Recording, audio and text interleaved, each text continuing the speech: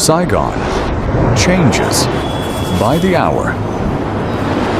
High rises keep going up, and the streets get brighter every night. But in the middle of all that change, there are still small corners where time seems to stand still. Some of them are old coffee shops. They've kept more than an old flavor alive. They've also kept the habits, the character, and the pace of Saigon life for more than half a century.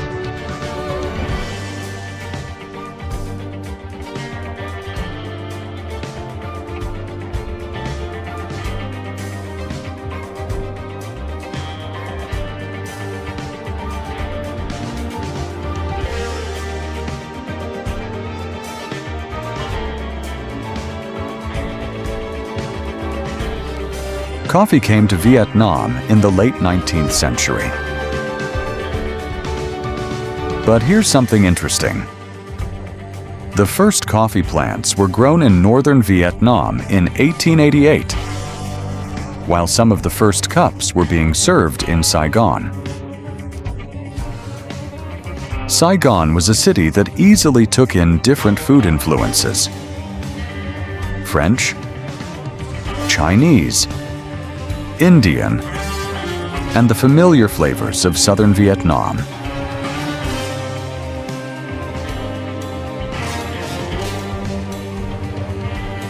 Just 5 years after the French arrived in Saigon, two of the city's first coffee shops had opened.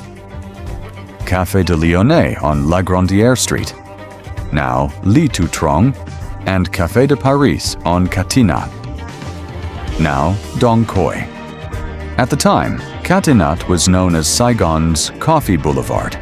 It was where the city's wealthy and fashionable crowd gathered. An afternoon walk along Catinat became part of the social scene. People came to meet, talk, and be seen. But as Saigon grew, Catinat became crowded. Then came another major boulevard, Charner. Charner quickly became one of the busiest streets in the city, especially near Ben Thanh Market. Coffee shops opened one after another. Café de Marseille, Café du Marché, Café de Provence, Café de la Paix, Café Américain, and many more.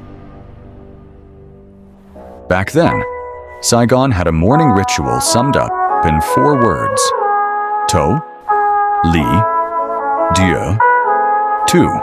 A bowl of hot hutu, a strong cup of coffee, a cigarette, and a newspaper. A French visitor named Mauvais was surprised by the way people in Saigon made and drank their coffee. It was different from France, and different from what he had seen in northern Vietnam. At Ben Thanh Market, he saw ground coffee placed in a large ceramic pot and cooked almost like herbal medicine, then strained through a thin cloth. Some people sat with one leg up on the chair, sometimes both, sipping coffee from a porcelain saucer while talking business or chatting about life around the city. It was simple and quick, but it kept the coffee hot and full of aroma.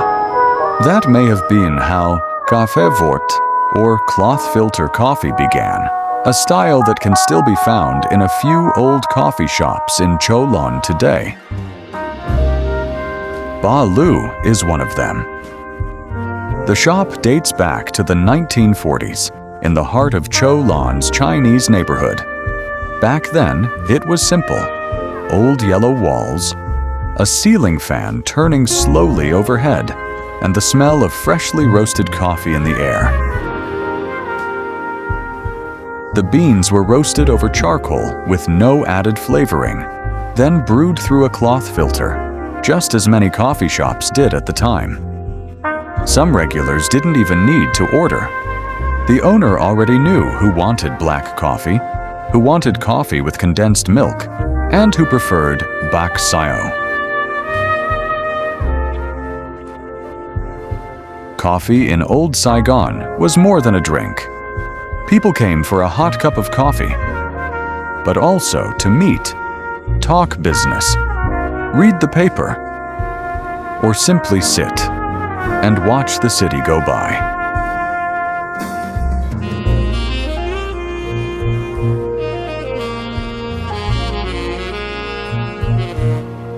Cloth filters, hot coffee pots, low tables and chairs, and the sound of conversation were once common sights and sounds across Saigon.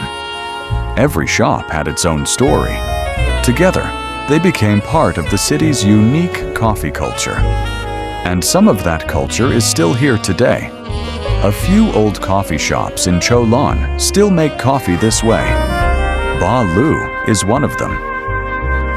Today, Saigon has thousands of coffee shops, from upscale cafés to simple neighborhood spots, from modern spaces to small sidewalk cafés. The way people make coffee has changed, and life around a cup of coffee has changed too. But in a few small corners of the city, Café Vort is still being kept alive. A small piece of old Saigon that remains part of the city today. Join Saigon Remix as we continue exploring the culture, history, and people of Saigon. See you in the next story.